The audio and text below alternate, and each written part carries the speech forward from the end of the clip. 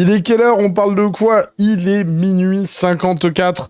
Et mon avis, on va finir par ça. Mais du coup, non, on peut finir par autre chose. Mais là, tout de suite, en tout cas, on va se lire le chapitre 7 de The Orcas 2, l'entre-deux terrasse, le bouquin de Pierre Orca, bien évidemment. Accrochez vos ceintures, ça va être mal écrit. Chapitre 7, voler, c'est voler. D'accord.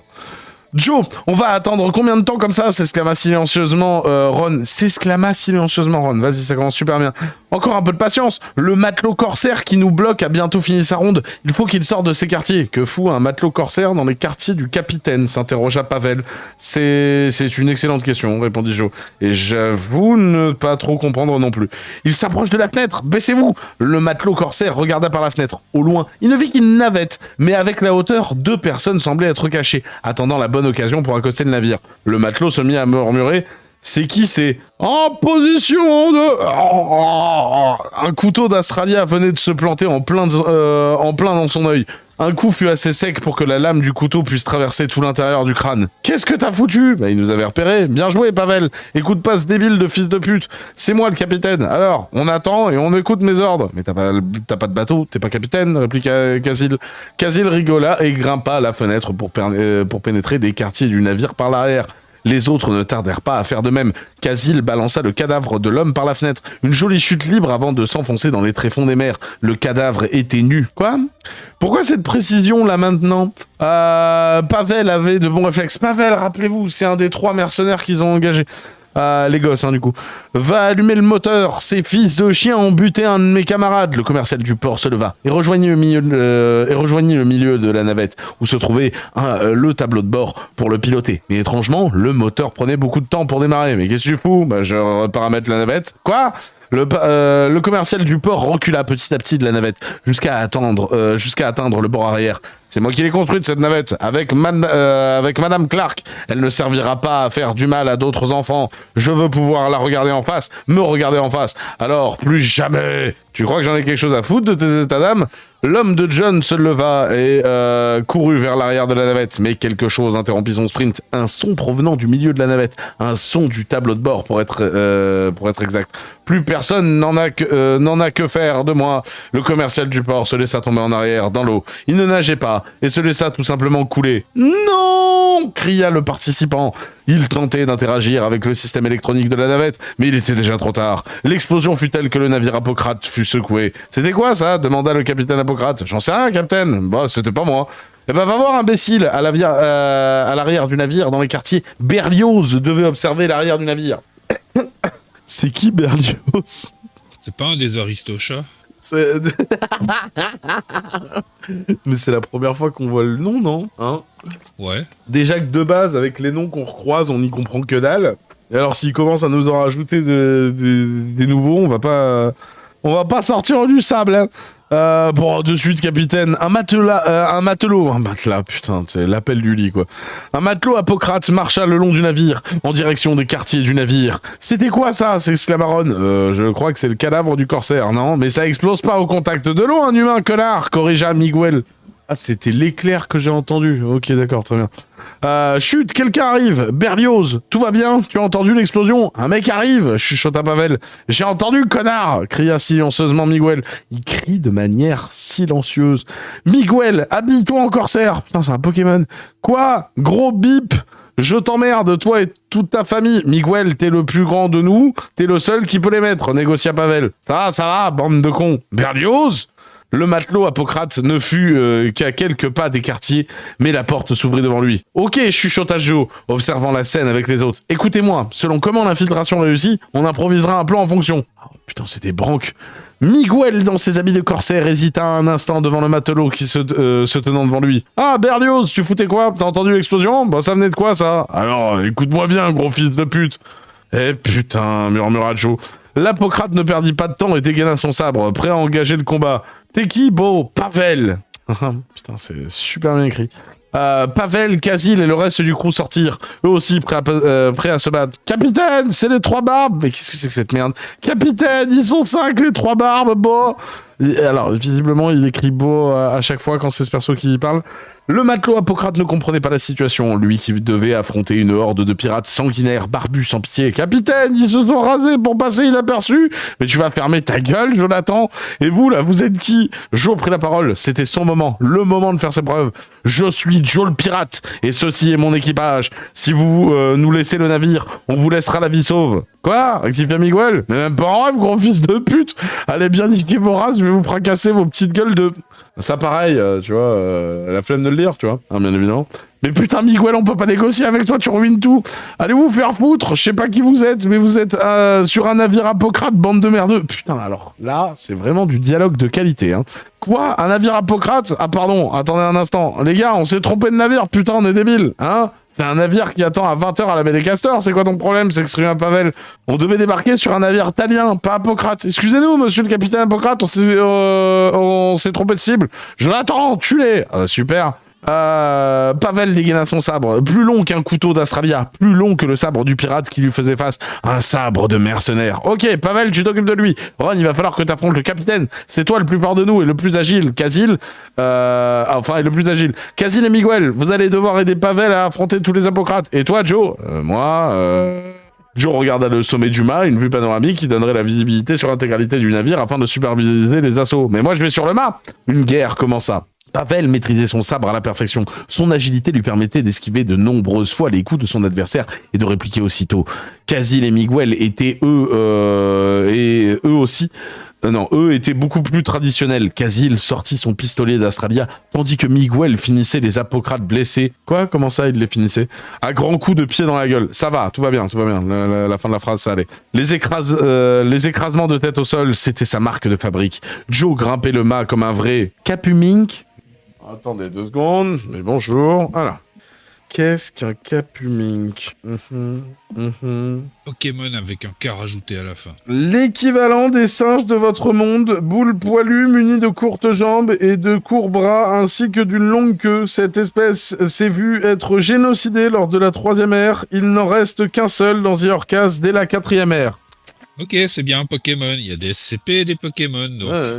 Donc du coup, il y a un cap humain, il était désormais dans le feu de l'action. Lui qui l'avait tant rêvé, il était finalement devenu un vrai pirate. « Miguel, derrière toi !» s'écria Casil. Un matelot venant de la cale était sorti d'une trappe proche des quartiers. Son embuscade et sa tentative d'assassinat venue de derrière auraient pu être brillantes si elle n'avait pas été stoppée net par les réflexes de Pavel et son sabre mercenaire planté dans la gorge. Putain, c'est vraiment écrit par un enfant, quoi.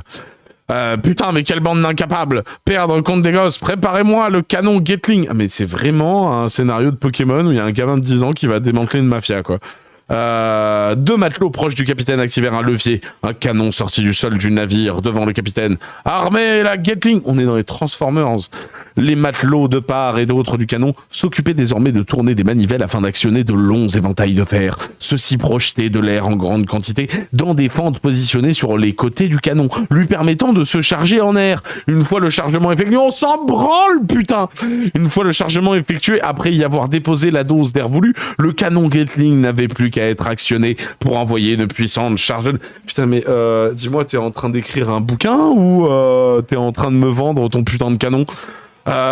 Similaire à un boulet de canon, sans devoir consommer de munitions. Un système ingénieux, tout droit venu des Apocrates. Ertov! Attendez, je sais pas. Qu'est-ce que c'est que ce délire d'Ertov? Non, c'est pas pute.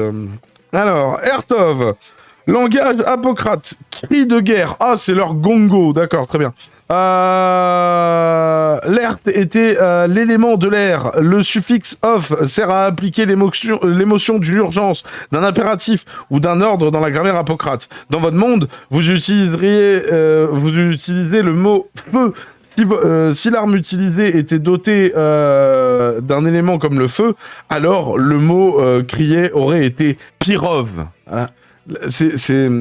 C'est fait feu, mais là c'est de l'air, donc du coup c'est fait air. Donc du coup, Airtov. Qu'est-ce c'est nul, putain. Que c'est nul. Le capitaine déclencha le tir. La boule d'air fut... Putain, il a envoyé un Rasengan, l'enculé. Fut projeté à toute vitesse vers les quartiers, abîmant le bois et le navire lui-même sur son passage. Certains des matelots apocrates furent touchés et blessés, mais le tir fut mal centré. Capitaine, nos hommes, notre navire. Ah ouais? Et tu crois que j'ai recruté des imbéciles dans quel but? Chargez-moi cette Gatling. Les éventails furent de nouveau actionnés. Ertov! Une deuxième charge arriva. Casil, Miguel et Pavel se baissèrent pour esquiver la charge d'air, qui rasa sur son passage une partie des quartiers et de son toit. Putain, ce fils de pute qui balance de l'air en gueulant commence à me briser les couilles. Nique ta mère! Casil, Miguel, je vais dans la cale. Il y a peut-être des trucs à voler. Ou d'autres hommes en embuscade. Essayez de tenir. Comment ça, essayer? Si on rate, on meurt. Casil rigolait à moitié. Bah réussi alors. C'est ça, tire-toi. Ron, t'as une tête de débile. Mais on compte sur toi pour arrêter ce fumier, cria Miguel. Nique lui, c'est grand mort. Oh là, putain, c'est agitant du coup, Miguel. C'est le Joe et le Ron. Le David. Ron hocha la tête. Toutes ces manifestations passaient à y répandre le chaos, à devoir fuir la police, à combattre les grands à la sortie des cours. Son expérience lui servit plus que jamais. Ron courut vers le capitaine et sa Gatling. Chacun de ses pas était ponctué d'une esquive. L'esquive d'un tir d'un matelot apocrate. L'esquive d'un coup de sabre pirate. L'esquive d'une bulle d'air projetée en sa direction à grande vitesse. Mais vous allez le choper. Rechargez. Ertoff. Les matelots s'occupant de recharger se précipitèrent à monter la cadence. Les décharges d'air projeté étaient moins puissantes, mais en contrepartie, le capitaine pouvait les enchaîner à une très grande cadence. Ron n'en avait que faire et continuait d'esquiver dans la grâce la plus totale. Chacun des tirs du capitaine... En fait, là, c'est une scène à la Néo. Je vous rappelle que lui, il voit un film à chaque fois que nous, on lit sa merde. Les gars, c'est pas un navire italien, cria Joe depuis le haut du mât. C'est un navire pirate apocrate, sans blague, du con, lui répondit Miguel en criant, aplati, couché sur le ventre afin d'optimiser sa survie face au tir incessant de la Gatling. Il faudrait qu'on... Oh, Joe fut interrompu. Une personne était également sur le mât, cachée derrière le voile et le cordage. L'homme sortit un sabre pirate. Pour un combat d'épéistes, je serai ton homme. Je suis hétéro. En garde! Ah, attends! Le pirate apocrate arrêta son mouvement. Joe haussait les épaules d'une grande incompréhension. Mais je suis même pas armé. Attrape, connard! Une épée apparut soudainement du bas, lancée avec grande précision par Miguel. Elle se retrouva dans la main de Joe, face à la surprise de son adversaire. Ah ouais, d'accord, on est vraiment dans un film. Mais vraiment dans un très très mauvais film. Ouais, alors, Yarg! Un combat fit rage. Le premier combat de Joe le pirate à l'épée, où sa vie était en jeu. Joe passait son temps à s'entraîner au bar d'Australia avec quelques pirates sympathiques qui s'amusaient à se moquer de lui. Mais leur moquerie avait fait de Joe un pirate désormais capable de se défendre. Les coups d'épée, l'acier s'entrechoquant, étaient ponctués par les décharges du canon Gatling que Ron esquivait avec expertise. Ron avait atteint le bout du navire. Le capitaine apocrate sortit son épée et tenta de trancher la tête de Ron sur le même mouvement. Mais Ron esquiva une fois de plus. Une esquive arrière, les genoux fléchis, son corps complètement penché vers l'arrière. L'esquive n'empêcha pas la contre-attaque. Ron répliqua immédiatement malgré sa position avec un uppercut en plein dans le menton de son adversaire. Son arme fut lâchée. Il était sonné. C'est de la merde. Les deux apocrates, occupés à recharger l'arme, n'eurent pas le courage d'affronter Ron. Ils sautèrent à l'eau et abandonnèrent leur navire aussitôt. Je rappelle que Ron, il a 10 ans. Bien joué, imbécile, cria Miguel, écrasant la tête d'un apocrate qui s'accrochait à la vie. Ouais, s'exclama Ron. Ron, tire sur le mât. Quoi? Mais ça va te tuer, t'es en haut. Fais ce que je te dis, tire sur le mât. Titre. Joe tentait tant bien que mal entre chaque coup d'épée de donner un ordre à son équipage. Malgré l'incompréhension de cet ordre, Ron se mit derrière le canon Gatling, visa le mât et actionna le levier de tir. Mais rien ne bougea. Faut recharger l'arme, je crois. Bah recharge-la, bon sang, cria Joe en parant des coups d'épée. Mais quel débile. Viens, Casil. Miguel et Casil se déplacèrent vers Ron et la Gatling. Un matelot à terre à la gauche de Miguel s'agrippa à son pied. Vous allez le payer cher, Kritz vous tuera tous. Ta gueule, non? Miguel mit un grand coup de pied dans le crâne de l'agonisant. Sa tête traversa le sol, fracassant les planches de bois. Une fois arrivé à la Gatling, Miguel poussa Ron et se mit à la place du tireur. Va recharger le débile. Casil, mets-toi à droite. Ouais, Ron à gauche, active le levier en boucle pour agiter les éventails trucs là. D'accord. Qu'est-ce que je lis, putain. Putain, on s'en bat les couilles des pirates, mais clairement. Les deux agitèrent leurs leviers respectifs. Miguel prit le temps de viser. Il visa Joe, qui le remarqua. Vise le mât, pas moi. Toi et ton plan à la con, ouais, feu. Miguel activa le tir. Une grosse bulle d'air sortit du canon à toute vitesse et se propulsa jusqu'à Joe. Joe vit dans sa tête le coup de pied amical le coup de pied amical de Miguel lui permettant de s'asseoir auprès de lui. Il s'en inspira, une révélation qui lui sauvera la vie. Joe mit un grand coup de pied dans un des mécanismes de la voile qui se mit à changer de cap. La bulle d'air propulsée à toute vitesse s'écrasa contre la voile principale du navire. Tout le bâtiment fut secoué de ce choc. Les cordes d'amarrage au rocher de la baie des Castors furent coupées et détachées par le choc. Le canon Gatling se détacha de son socle. Devenant inutilisable, toutes les cargaisons se projetèrent vers l'arrière du navire. Il en va de même pour le reste de la bande. Oh putain de con, cria Joe en se rattrapant de justesse à une corde de la voile, la faisant tourner autour du mât principal tout en descendant. L'adversaire de Joe était déjà bien loin. Propulsé à l'extérieur du navire par le choc, il s'écrasa malencontreusement la tête la première contre le récif d'Astralia Sud et sa crique de roche. Joe descendit de la corde petit à petit et mit pied sur le quai du navire. T'as failli me buter, t'es malade? Moi? Oh, t'exagères. Je dirais que je t'ai sauvé la vie. C'est quoi cette ombre là? Les garçons regardèrent au sol. Il fut caché par le phare d'Astralia, ce qui signifiait que le navire était bel et bien en mouvement, transporté par les courants. Le mât du navire ne tarda pas à s'écrouler vers l'arrière du bâtiment, ayant mal encaissé toutes les rafales de canon Gatling. Putain, les courants du détroit, c'est grave? Bah, il faut quitter le navire. Si le mât tombe, on va tous... Joe fut interrompu. Un bruit grave et strident se faisait retentir. Le mât du navire lâcha prise. Ah ouais, mais c'est vraiment super mal écrit, bordel. Le mât du navire lâcha prise et s'écroula sur l'arrière du bâtiment. Sous les yeux des jeunes garçons, au choc du mât frappant l'arrière du navire, l'avant décolla du sol, de l'eau. Oh bordel que c'est con. Les 4 garçons furent scotchés aux planches de bois, incapables de pouvoir se déplacer. Bordel, mais qu'est-ce qui se passe? S'exclama Casil. Le navire, il va se retourner verticalement. Bloqué dans les rapides du détroit, il va se retourner en boucle jusqu'à ce qu'il soit détruit. Quoi? Mais comment c'est possible ça? Les rapides du détroit montent, ils ne descendent pas. Quoi? Mais le courant nous fait descendre, c'est pour cela qu'on va se retrouver bloqué entre les deux à faire des rotations en boucle. Quoi? Comment ça marche? Oh merde, bref. Joe réfléchit et eut une idée. Grimper à l'avant du navire. Quoi? Il faut grimper tous à l'avant pour se retrouver en dessous du navire. Putain, c'est Pirates des Caraïbes. Oh, c'est Pirates des Caraïbes. C'est Upside Down, bordel. Comme ça, on verra sur le sol. Comme ça, on sera sur le sol à l'endroit. T'es taré, le débile, répondit Miguel. Non, mais toi, t'as peur, nargua Ron. Moi, je grimpe. Ron et Joe se levèrent tant bien que mal. Vous savez quoi? Bolos me manque. Et, je savais pas que j'allais formuler une telle phrase, mais Bolos me manque. C'est fribolos, tu vois. Ron et Joe se levèrent tant bien que mal, tandis que le navire se leva verticalement.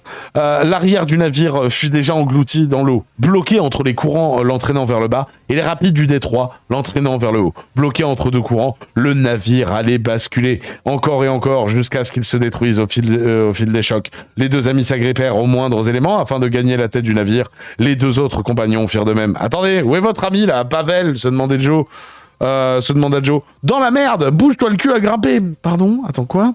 Les 4 grimpeurs gagnèrent la tête du navire et s'y agrippèrent comme jamais. Le navire était désormais complètement à la verticale, l'arrière dans les tréfonds marins, l'avant pointant vers le ciel. Oh, maintenant, grimpez de l'autre côté, cria Joe. Ah ouais, c'est vraiment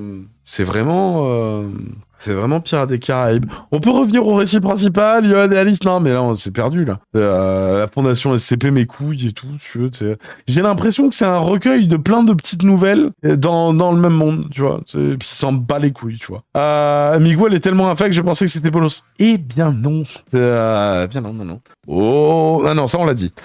Chaque personne du groupe fit une traction du dernier effort afin d'atteindre l'autre côté du navire, sur le point de devenir un prochain quai. Une fois de l'autre côté, sur la pointe du navire, celui-ci se mit sur le point de basculer afin de retourner entièrement le navire. Quoi? Une fois de l'autre côté, sur la pointe du navire, celui-ci se mit sur le point de basculer afin de retourner entièrement le navire. C'est écrit vraiment par un élève de 6e. Courez, le milieu du navire. T'as dit quoi? Taré le débile, répondit Miguel en même temps. Oui, c'est vrai. Évidemment que c'est écrit par un gosse. C'est pas faux. Un navire Apocrate prévu au long trajet. Il disposait d'un système anti-récif. Une simple bouée gigantesque était accrochée et collée à même le bois du navire. Elle permettait de deviner les emplacements de récifs et localiser les endroits où le navire ne pouvait pas passer. Un système mis au point par le commercial du port à la demande du baron d'Australie. On s'en fout. Le brevet fut vendu par la suite à un fort prix sur le continent de... Non, hey, Exposition Man, j'ai compris. T'as fait plein de petits liens entre tes univers à la con et tout. On s'en branle de savoir le brevet de la bouée du bateau. C'est incroyable. En tout cas, ça a géchant One Piece. Hein. Les quatre garçons concoururent... les quatre garçons coururent vers la bouée anti-récif, se mirent dessus presque dedans et s'accrochèrent sur les bords afin de ne pas rebondir lors du prochain choc. La bouée était confectionnée en caoutchouc, un matériau très rare, d'où la décision du baron de vendre le brevet. Putain, mais j'en ai rien à foutre que le baron il voulait vendre le brevet de la putain de bouée de sauvetage en caoutchouc du bateau.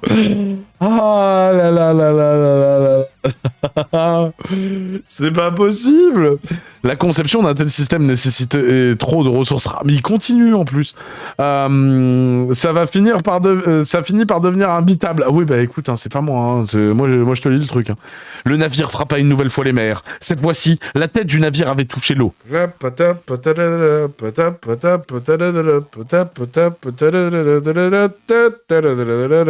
Bref. Le choc détruit une partie du navire, mais celui-ci pouvait bien résister à encore 3 ou 4 tonneaux océaniques. Qu'est-ce qu'il raconte? Oh putain! Bordel, ma hanche! Refais pas ça une deuxième fois! Quelle vie de merde! Putain de merde, mais merde! On dirait un de mes streams.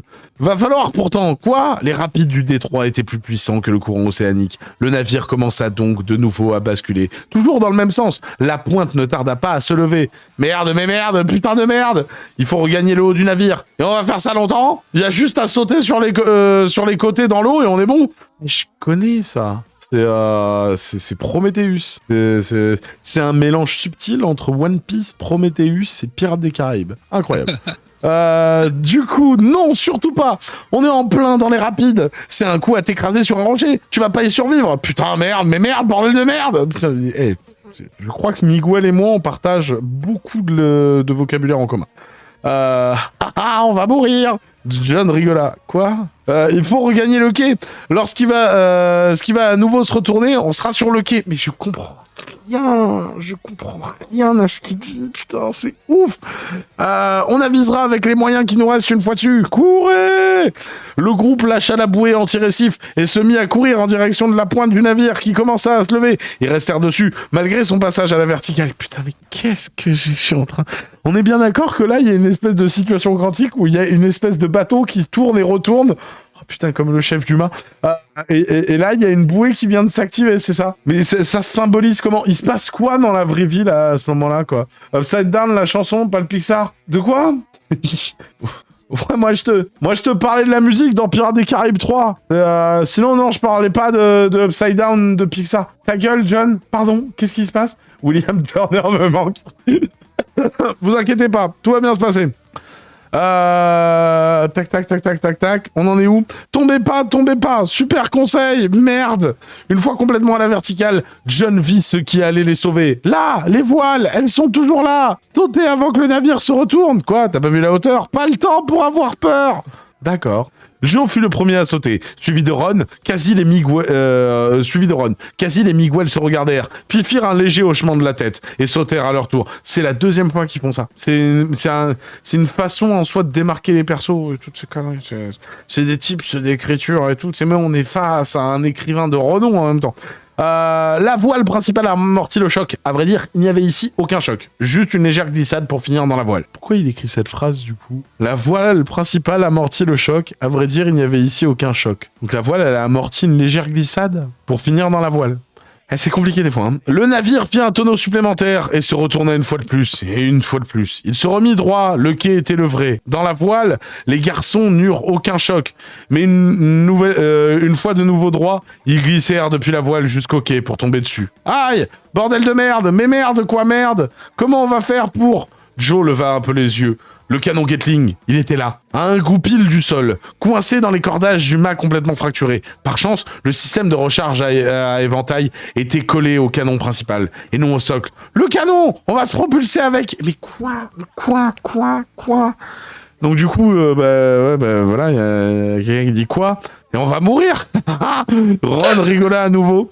Non, on pourra pas mourir. On va boucher le canon entièrement avec nos corps et l'air nous fera pas de dégâts. On sera collé à la bulle. C'est elle qui nous propulsera. Tu vas servir de balle. Et elle va nous propulser où, ta pute de bulle, hein? Non mais je t'assure, Miguel, j'aurais pu écrire ces lignes. Ailleurs, je sais pas, mais faut pas rester ici. C'est complètement con, parce que si ce machin... Enfin, non, bref, ça va faire de la purée. Vous allez juste recrocher vos anus, dit le fielleux. Putain, en disant le pseudo, c'est comme si vous étiez dans le comment ça s'appelle, dans le livre. Genre par exemple, la physique, ça fonctionne pas comme ça, dit Karl Dému, tu vois. Là d'un seul coup, il y a Karl qui a popé dans le scénario, tu vois. Un bruit retentit de nouveau. Pour Joe, le temps était comme au ralenti. La pointe avant du navire était sur le point de décoller de l'eau. Un nouveau tonneau allait s'enclencher. Il faut faire vite. Enfin non, du coup au ralenti. Il faut faire vite. Ron et moi allons recharger. Vous rentrez dans le canon. Mais quoi? Mais qu'est-ce que quoi? Bordel, mais qu'est-ce que je fous? Miguel, c'est en l'écoutant qu'on a survécu jusque-là. Faut pas s'arrêter en cours de route. Mais c'est en écoutant ce mongolo qu'on s'est retrouvé dans cette merde. Mais merde, bordel. Ah, c'est pas faux. Casil et Miguel. Quoi? C'est qui? Micpel. Non, mais il a mis des fautes même sur les... Putain, c'est ouf, là, regarde. Il décrit bien. Miguel, tu vois. Miguel, sans aucun problème. Et là, d'un seul coup, c'est Miguel.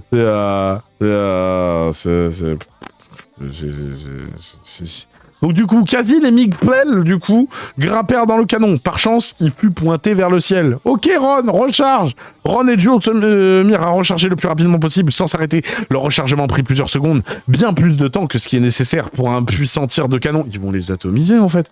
Arrêtez de recharger, bande de putes, on va crever. Recharge, jeune, recharge, arrêtez.